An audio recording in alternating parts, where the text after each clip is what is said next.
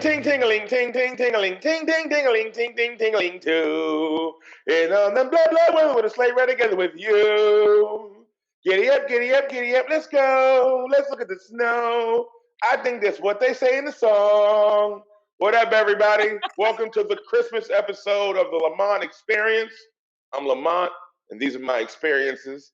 I'm excited to do the show today. I have a couple of really fun guests with me.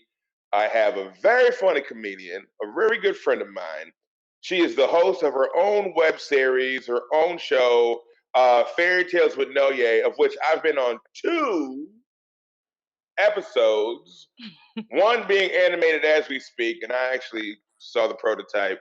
I look better than I expected to look in the cartoon. Yeah.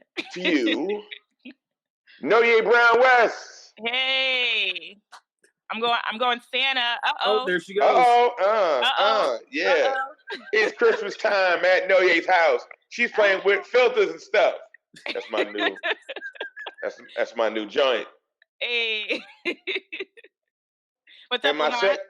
I'm chilling. Yo, I'm glad to have you on the show. Thank you for doing it. We're gonna have a little bit of fun with Christmas stuff. Yeah. I have, as you can see, I'm in front of my fireplace, which doesn't work, but I don't tell the ladies that. Oh. Never tell us the truth. Don't do that. Oh no, it's never worked for me. Yeah, don't do it. We're probably gonna have to cut that out because. And my second guest, on the show, a new friend of mine, somebody I met via the Twitterverse. He is a fellow nostalgia nerd. He is a fellow cartoon aficionado. Big fan of all things toy related. I can't think of a better person to have on a show like this, other than Nonye, of course. Chad Young, Horror Movie Barbecue himself. What's up, Chad? Hey, how's it going? It is my pleasure to be here. Yeah, man. Thanks for showing up, man. Thanks for coming on. Yeah, thank you. And I love the fireplace. I love the filters. I mean, this is really just warming my Christmas spirit. I love it. The way this year has been, I think we need a little bit of superficial Christmas, right? We need an escape. Like, I understand that Christmas can be phony. It could be commercialized. You know, Charlie Brown complains about it every year. Yeah. Hating on Snoopy's doghouse. I think we all know that. But I like to think that I keep it real 11 months out of the year. I think that obviously Christmas is a big holiday for most people. It is for me. I love it. As much as it can be fake, I still dig it. And I think that as adults, I think that we know deep down that Santa is not real. I think we know it. Mm-hmm. What? I think we know it. Chad, wait a minute. Hear me out. Okay. I think we know that he's not real. Yeah. Right? But he's real. Right? Like, he's real. Every year I do a thing where I scour the internet for what I like to call actual Santa footage. And anything I find that seems credible, I post it. Wow. Because I'm that into the idea that he exists. I really believe it. Like, deep down there's nothing that could ever turn that off. Deep down.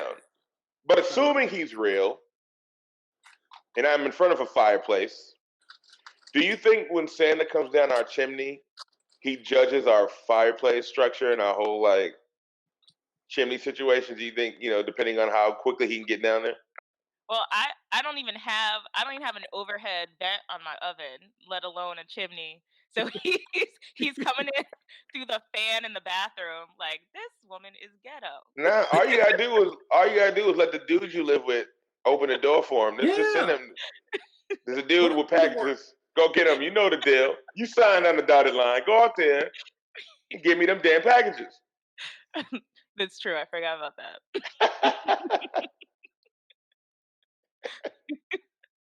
What time? It's package time, son. You better. Santa just like, okay, here you go. You signed this prenup, so you got to do her house and her house alone because she doesn't let anybody else near her. Sorry, that's the rules. You got to go. Is that how Santa talks? Yeah, he sounds exactly like me. Santa's just reasonable. Santa's just measured and reasonable. Yeah, listen. I think you might be onto something. I don't have a fireplace myself, so he's probably just gonna have to kick down a door or something. But I think he's just gonna look at my apartment and just go, "Why? What happened to you in life? Like, why do you have a bunch of toys and bad movies?" he's just gonna look at my stuff and just be like, "Nah, you know what? You're okay. Yeah, I'll come back next year. Maybe you'll learn your lesson." Now, if he says something, if Santa says something like that to you, first of all, that would be bullshit on Santa's part, right? Like that would be bullshit. And I feel like if he looks at you sideways because you have toys, just go, "I learned it from watching you." Yeah, exactly. I watched it. I learned it from watching you, Dad. This is all about believing in you, Santa. That would have to be real. We as adults, we're told to encourage kids, growth and creativity. And even as we get older, there's still some stuff that we like to believe in.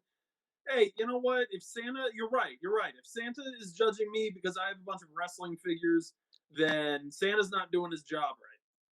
He's already a bunch of wrestling figures. It's funny you say that, Chad, specifically for you, because I know that you're a big fan of He-Man. Yeah, I know that like you're a huge He-Man fan. He-Man toys. No, yeah, you're familiar with He-Man, right? Yes, I love He-Man. I did love He-Man. Yeah. As a kid, I had a lot. First of all, let me just say that I've always thought that the name He-Man was hilarious. Just like He-Man, like it's just, and in a way that he a man. Like that's exactly. He's a man. Yeah. Yo, he a man. I was just about to say that I have never been able to describe why it's so funny to me, and you just did it. Yeah, he a man. Like, just the like man that. Did it. He a man. He a man. She a raw. She a raw. She a raw. Yeah, she raw. There we go. Who thought up She-Ra? Like, why was She-Ra? I don't know. I always thought it had No. Let me say, and I mean the name She-Ra. I don't mean the character She-Ra. I mean She-Ra from He-Man. What is the Ra? So I actually have a theory about that. That like I am woman, hear me roar. So I think someone like listened to that and was like, oh, okay, she makes the sound raw, like she roars, right? Is that right? We don't know. Look at my face right now. I like that. No, that's blowing my mind. You that's everything I know until now gone. It's all new. The world is new. I love it, and I'm all about this world now. She roar. Yep. She roar. Oh, well, gosh, I love that. What I was gonna say though about the He-Man figures, when I was a kid, I had a bunch of He-Man figures. I had a bunch of different versions of He-Man, and one year I got a wrestling ring for Christmas and had wrestlers in it, and I would incorporate He-Man characters into the rest because they were the same size. They were all muscular. So I would do my own announcing. You know what I'm saying? I would do all my own. I do all my own announcing. So like the ring it'd be Macho Man and like Hogan, right? And then all of a sudden I would go, "Oh my God, that's Hordak's music! Hordak!" And I have Hordak. Dun, dun, dun. You know how you would walk your figures like this? Yep. Dun, dun, dun. I used to do that same thing. I had He-Man, and I also put my G.I. Joes in to wrestle. Like, I was a huge wrestling fan when I was a little kid. And me and my sisters, we had a bunch of, like, boy toys, because we were, like, tomboys or whatever. I don't know. Nigerians, they just raise all the kids the same. So it's like, little brother had dolls, we had G.I. Joes. But we would, like, make our G.I. Joes and our He-Man and all them wrestle, too. It was fun. Oh yeah, I would feel like with the size difference though, like the G.I. Joes would have to be the manager, right? With G.I. Joes, like dudes coming down like Jim Cornette, you put a tennis racket in his hand. You could do a lot more with G.I. Joes. Like you could body slam them or like put them in a sharpshooter too. Yep. It's They true. were real easy. You could do the thing where they spin. There you go. Super flexible with they bendy, extra bendy and stuff like that. So were those like? Would you say those were some of your favorite Christmas toys growing up? Like when you showed up under the tree and then. I love troll dolls, and I loved Legos and cars. Ooh, cars. If my parents got me one of those lame build your own cars, I love that. I was a big nerd where you build like the engine and everything, and then you put it like it a in the model car. Yeah, like a model car. Cars. Ooh, I love those. Yeah. Did you just like put some grease on your chin to act like you was really?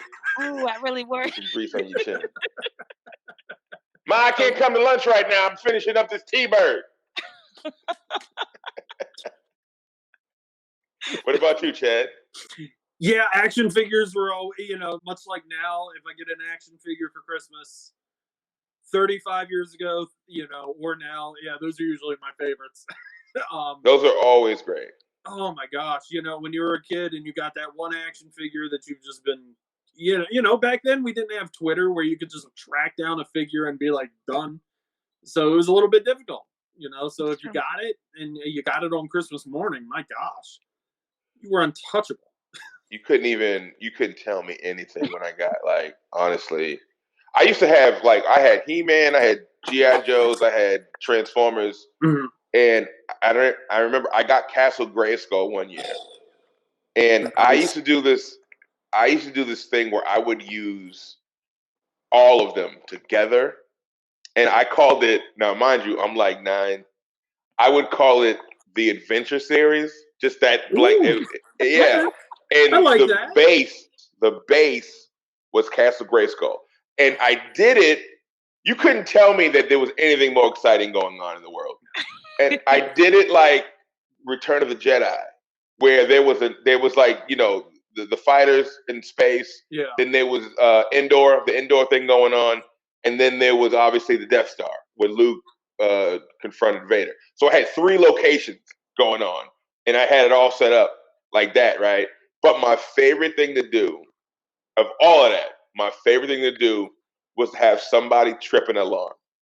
Because for the next 10 minutes, I would just go, intruder alert, intruder alert, intruder alert, intruder alert, intruder alert. Yo, my parents almost asked me to move out once because I just kept doing it. Oh, hold up. You just remind me. I have to show you the most annoying Christmas gift that my parents ever got. Like, it was annoying for them, not me. I loved it. And I used to use it when I was way too big. So we would go, I don't know, we would go through phases as a family where we were either, we would be like, we would have money one year and then we'd be like dirt poor the next year. And how it is. Yep. Yeah. Being Black in America, you know what it's like. Right, Chad? You know how it is, Chad. Yeah, sure. Of course. Yeah, no doubt. Yeah. One year we had we had enough where, oh God, did I not have a picture of it here? I thought I did. I just wasted all this time. Hold on, I have a picture right here. 1 second. Okay. You know what? She brought up annoying toys. Oh, what is that? It's one of those drivable Hot Wheel cars. Oh, you have one of those? Yep. Y'all wasn't that poor. In the house. No, y'all wasn't that poor. No, this is the year we had money. Like the 1 year we had money, they got me this. And then we were immediately poor again the next year. And I got creepy crawlers, which I actually liked a lot, so I didn't care. Hey, when you guys got poor again, did somebody come and take the car? Yeah, they repoed that. They repoed it immediately. Toys R Us was like, ooh, uh-oh. Another little kid in a suit just showed up, like, just gonna take the keys. He had a tie on. What were you gonna say, Chad, though, about annoying Christmas gifts? I never got an annoying Christmas gift, but my mom annoyed me once. I was a huge, and I still am a huge New Kids on the Block fan. Wow, okay. My mom took that to mean that I wanted a doll of one of the New Kids, apparently, when I was 7. So she got me a Jordan Knight doll for Christmas. I don't know where she thought that I would have wanted one. but it sat on my shelf for a while. So Did you, when he made that song "Give It to You"? Did you bring it out and like, baby, you know I can give it to you? With the carnival music, yeah, I took it to the carnival. Oh yeah, he did that weird dance where he like spins and yeah, oh yeah, he that doll did everything. Yeah, we had that's hilarious. I don't remember having an annoying gift outside of just me being annoying playing with the gift. But here's a question though. I think everybody asks, and we always talk about like our favorite Christmas presents, right? Like what did we get under the tree? But I don't think enough people talk about what they got in their stockings. Do you guys have any memorable stockings? So we didn't do stockings. We were told that it was a white person thing. I found out later that was a lie. So we wouldn't. I mean, you're not wrong. Wait, do black people do the stockings? You did the stockings. I did the stock. That's why I brought it up. Yeah, my parents lied to me my whole life. They're like, "Ooh, white people do that. We don't." Your parents had a meeting. Like, listen, how are we gonna cut down on these presents? We got shit to pay. These kids don't understand. Just tell them white people do stockings, and that's just against the rules around here. So they did. They were smart. Honestly, genius. But that's brilliant. I do like that. Yeah.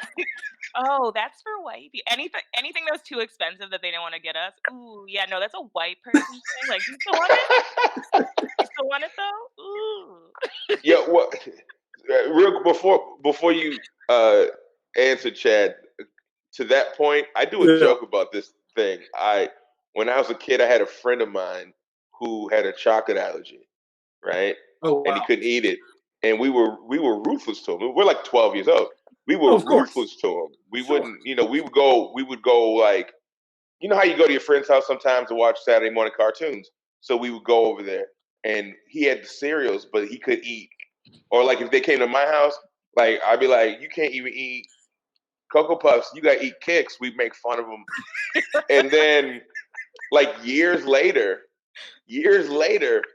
he called me up and he told me that his parents sat him down and told him that they lied to him about his chocolate allergy. Are you serious? Yeah, like they didn't want him to eat bad. Like they wanted to like kind of curb his junk food, and he wasn't like that. He was an athletic kid. Oh, okay. Ooh, you know what I mean? So I think his parents were kind of strict, but I felt like they told him like, chocolate will kill you. Wow. Isn't that crazy? That's wild. Yo, the year we had money, I had a friend who her parents told us she couldn't have caffeine because she was allergic. It was just because she was annoying. That was the reason they told us that. Because she accidentally had caffeine at our house, and I started freaking out and crying. And they had to tell me, like her parents had to pull me aside and be like, "No, we made it up. Like she's okay." Oh. See, that's how I was as a kid. My mom hated when I would drink soda or like eat chocolate because I was always the hyperactive kid. So, but she kind of just told me straight up, yeah, you shouldn't be eating or drinking any of that because you're just going to be very annoying. I'm like, okay, that's fine.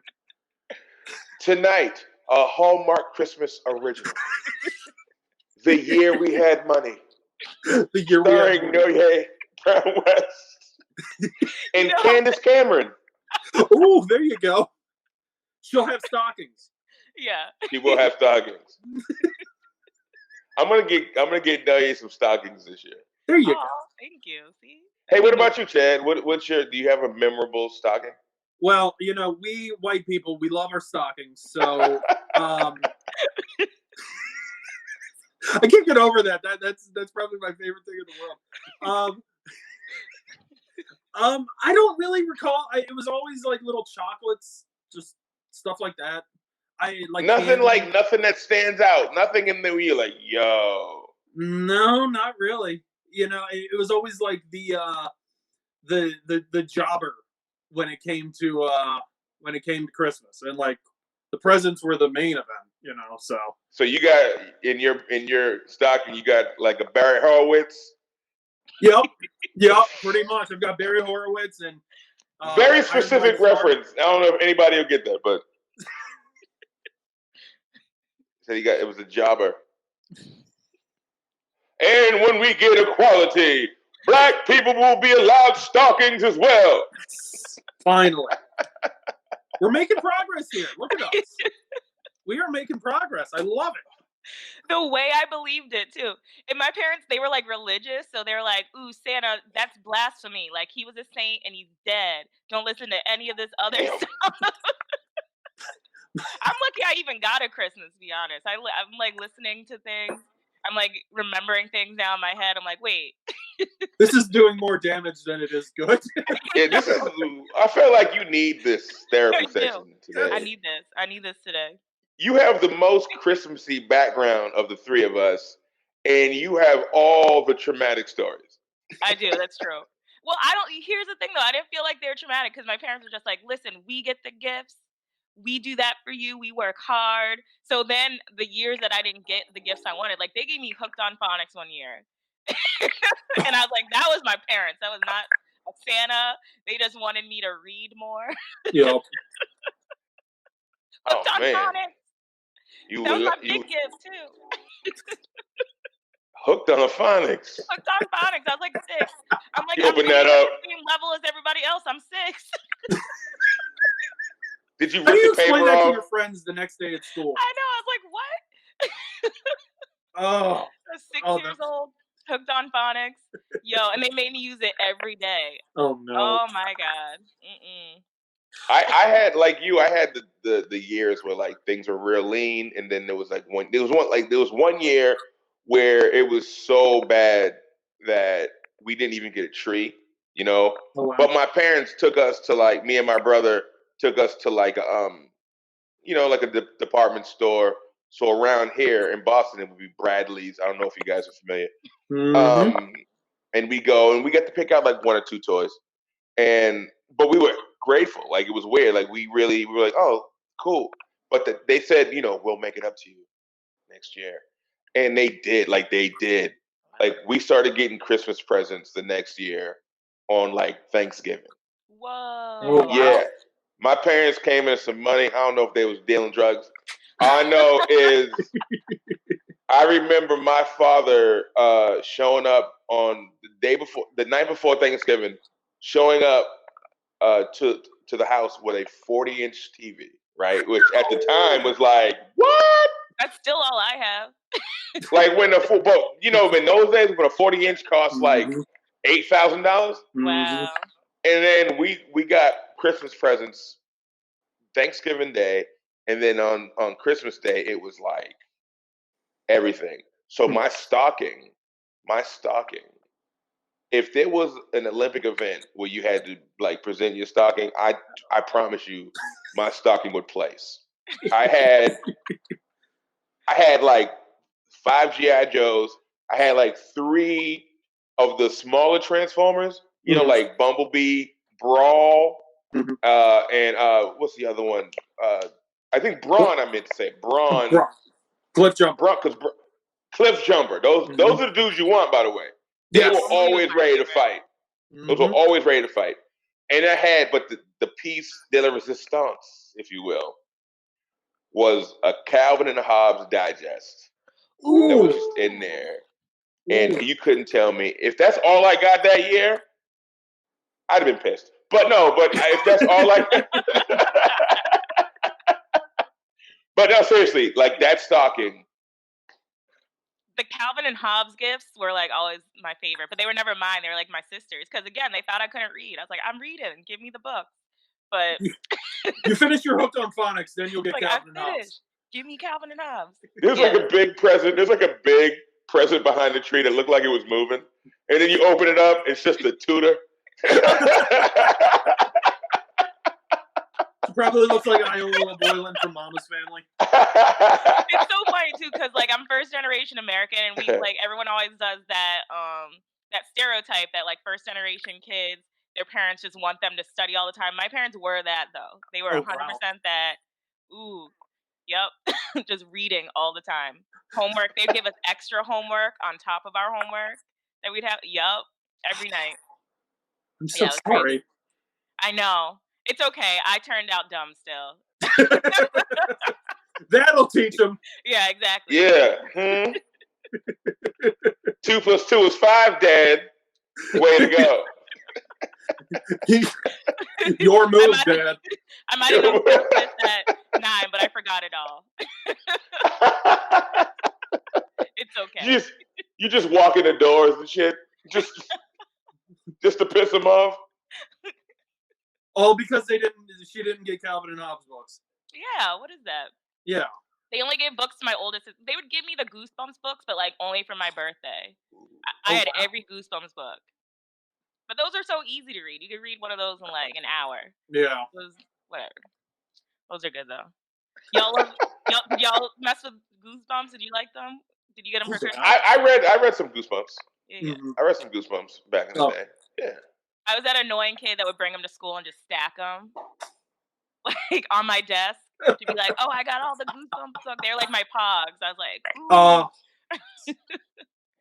there was a TV show too. There was a Goosebumps TV show too because it got huge. Yep. Oh yeah. And they had another one that came out like maybe 5 years ago. Mm-hmm. And my best friend's kids started watching it, but it's too scary, I guess. They were saying it's too scary for kids now. I was like, well, what's the point? I guess it was for people our age, like a nostalgia thing. Mm-hmm. But what are these kids who can't handle Goosebumps? I know. I was watching Freddy Krueger when I was like 6, 7 years old. So these kids, they're soft. When I was in 8th grade, they took us to the auditorium on Halloween in my middle school, to the auditorium, and they showed us Nightmare on Elm Street Part 3. Part 3? Part 3. Holy cow! In middle school? In middle school. We were watching like Ernest Goes to the Shopping Mall. We weren't watching anything. Ernest decides if he wants to rent a video. Yeah. I saw a lot of like questionable movies at my school though. Like on tape. Just to shut us up when they were doing stuff. Teachers want to go have a cigarette break. They're just going to put on Friday 13th. Yeah, I'm just going to put on RoboCop real quick. I'll see you guys in about 10 minutes. Oh, my gosh. I saw RoboCop. I saw Enemy Mine. I saw... Enemy Mine? Yeah, Enemy Mine. Wow. Enemy Mine. I saw Return of the Living Dead. I saw in 6th grade. That's cool. They showed you Night of the Living Dead? That's cool. Return. Oh, Return. Return of the Living Dead. Better. Yeah. Oh, my gosh. Wow. Yo, your school sounds... They didn't care about us. They didn't think much of us kids. They didn't think... That's how I know when they care about kids or whether or not they care about kids. Like what they don't allow us to do. That's true. Oh, that's true. Like, these kids are lost. True. Just showing Freddy Krueger cutting some people up. They don't. Doesn't matter. Don't get their hopes up. Just let them watch horror movies. At least they didn't make you watch Stand and Deliver every year. Like that was my high school. Like Stand and Deliver was like an every year thing. They had it was like a pretty white school. It was like pretty white. They're like maybe 4 or 5. My high school was pretty white. It was like 4 or 5 like people of color and maybe like 1 or 2 black kids per grade. And they'd make us watch Glory every year. Oh, and the only 2 black kids in the grade would just be like sitting there like, stop looking at me. Stop looking at me. They stare right at you. Yeah. We went to the theater. We had this field trip to see that movie when I was a kid. Glory. Oh my gosh. It was a field trip. Yeah, because we went to school in Boston. So like that is about a Boston regiment. So they were like, did you go to school in Boston too, Chad? No, I went to school. Okay. I lived right outside DC, so. Oh, okay. I went to school in Maryland. They loved Glory. They're like, this is about us. The last time we were right about anything in Boston. Chad went to school in DC. I went to Propaganda High. I went to Cooley High. Why not?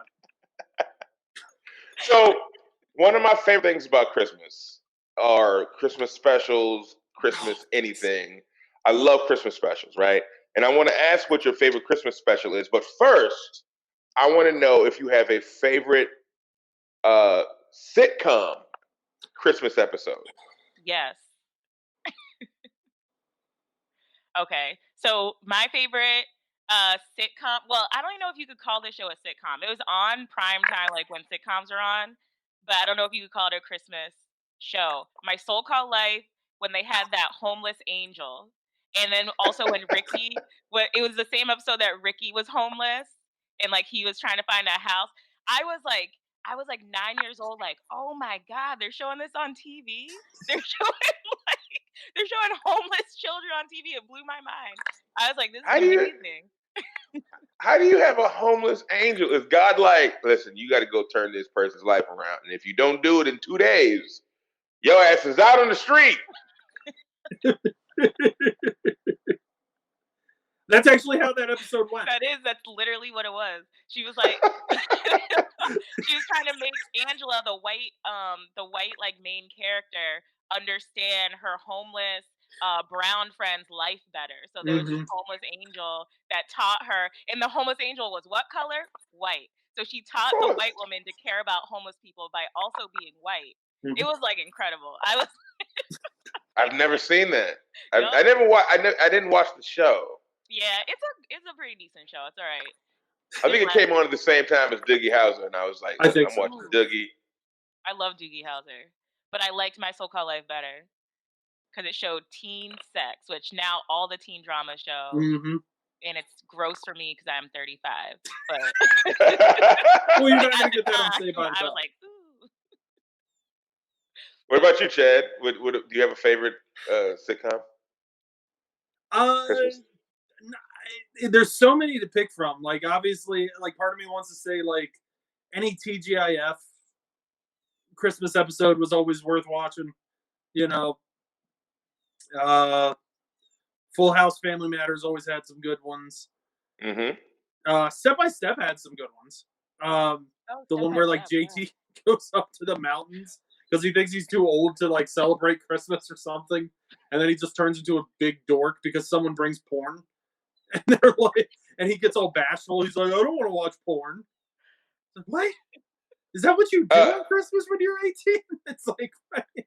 Somebody brought porn, or did Cody bring porn? Oh, Cody is the porn. Cody.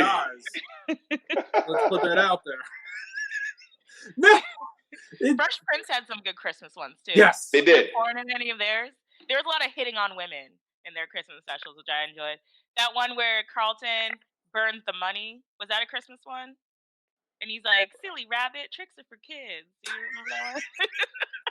No, I remember the one where they went to the mountains to like celebrate as a family, and then all their presents got robbed. Yep. Oh, that one was good. And they met the boyfriend, the white boyfriend, for the first time. Do you remember that?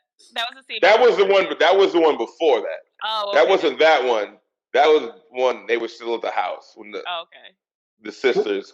I always love when the sisters would come. When her they were the best part of the show. Yeah. Some episodes, because I don't know what was going on with the writing, but only the sisters got the jokes. Literally, only the sisters got the jokes when they were there. What was the Boys to Men episode? Oh yeah, that was Nikki's christening. Okay, that's right. Yeah. Okay. But that was a Christmas episode too, because didn't they sing "Let It Snow"? Oh yeah, it was a Christmas episode. Yep. Yeah, so it was a Christmas episode. Yeah.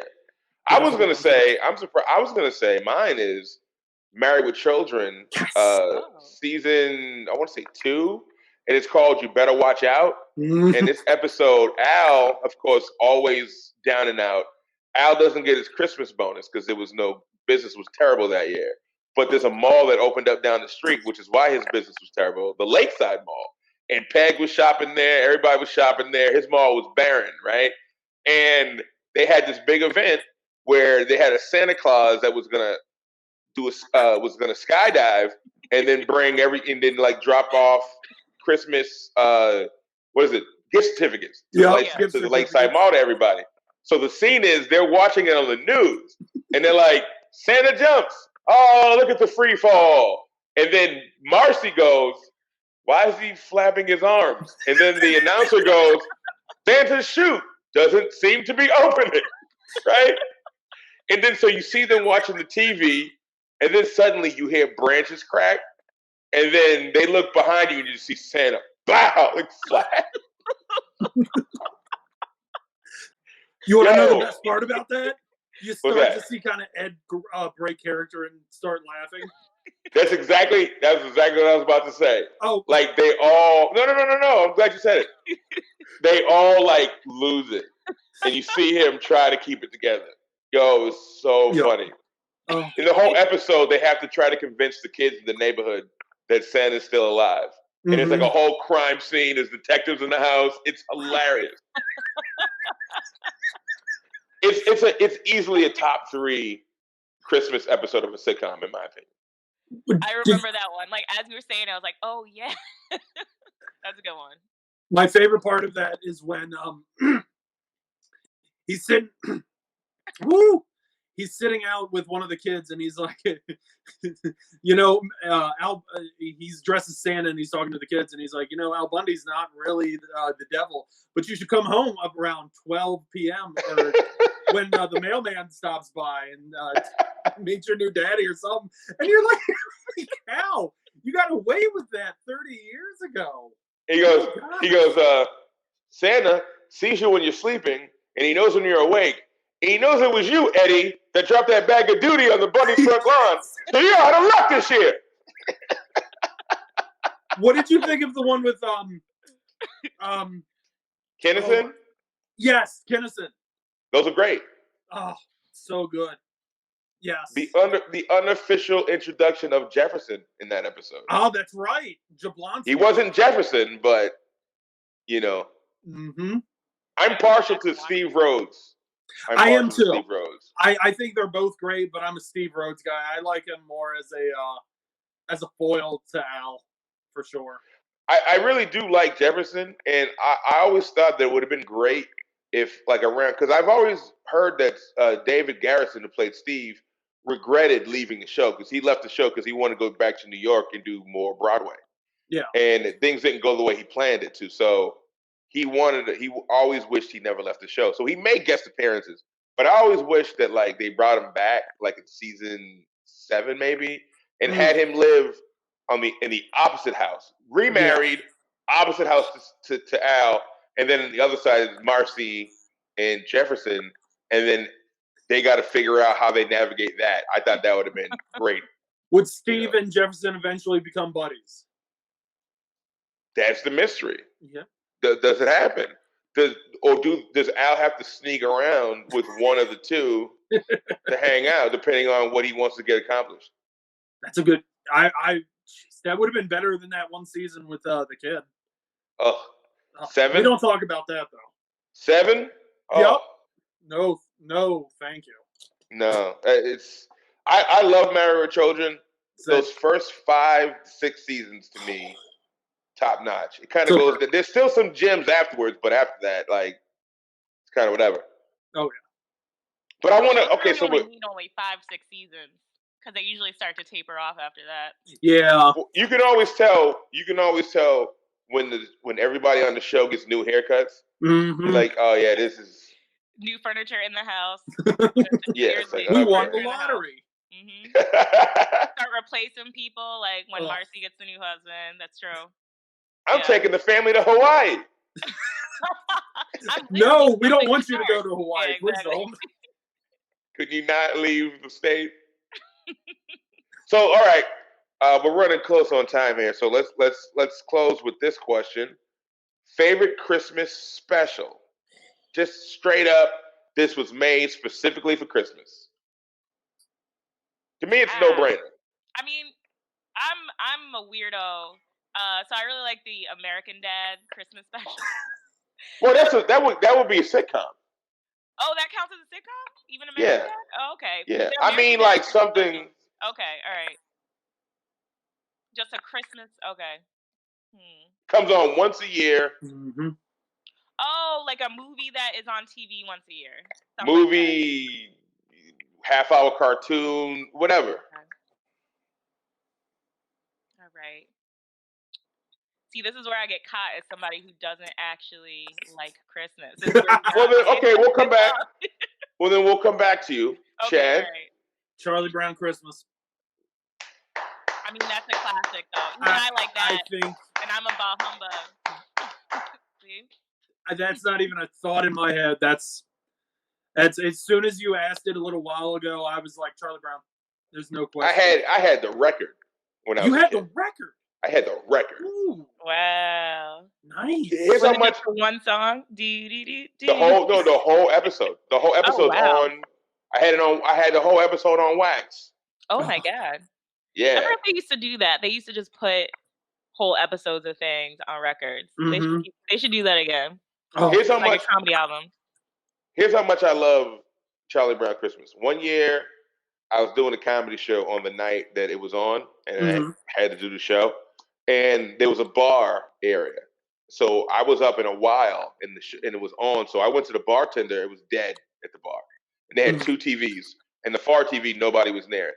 So I said, listen, if you love me, can you please put Charlie Brown Christmas on this TV? And they did it. She did it for me. She's my best friend to this day. I haven't seen her since, but she is my best friend. That's an angel right there. She's looking out for you. Wow. That's how much I love Charlie Brown Christmas.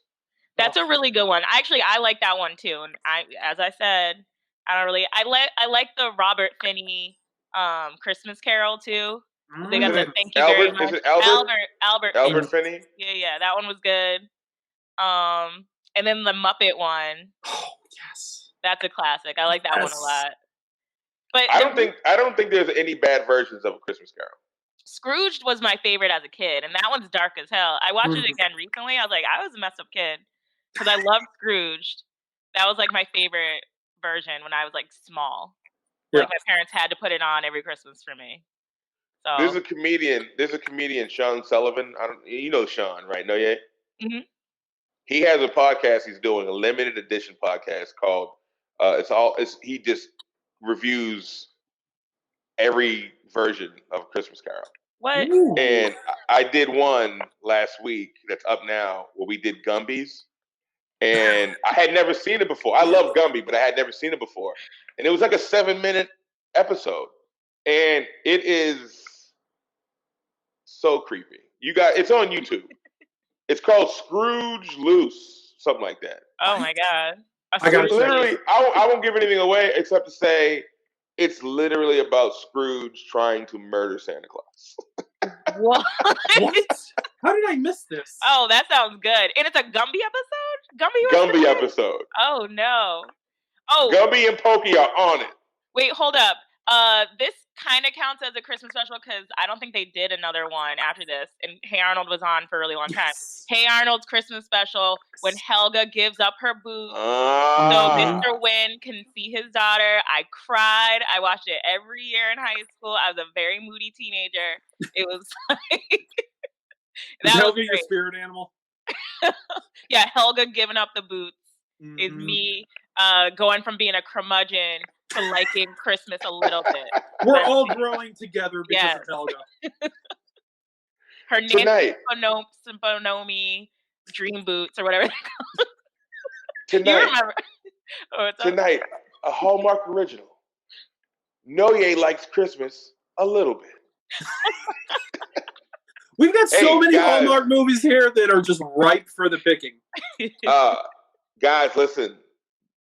That we've come to the close of the episode. We did it. I want to thank you guys for being here. Please tell everybody out there where they can find you on your social media and such. All right. Nonye? Okay. So I'm Christmas Tree Nonye. I love Christmas because of Helga. You can find me at nonyecomedy.com, Nonye comedy.com. That Nonye on Twitter, which has been flashing a bunch at the bottom, and Noni Fizzle, which is very close to your Instagram name on Instagram, NONEEFIZZLE. I'm very difficult. But yeah, find me on all of those things. Thank you. I love that you're dressed like a little Debbie Christmas cake now. Yeah. Ooh. You can find me at horrormoviebarbecue.com. That's my blog. I just write about whatever nostalgia, pop culture I love. It's kind of just a mixture of everything. Twitter, great. Instagram.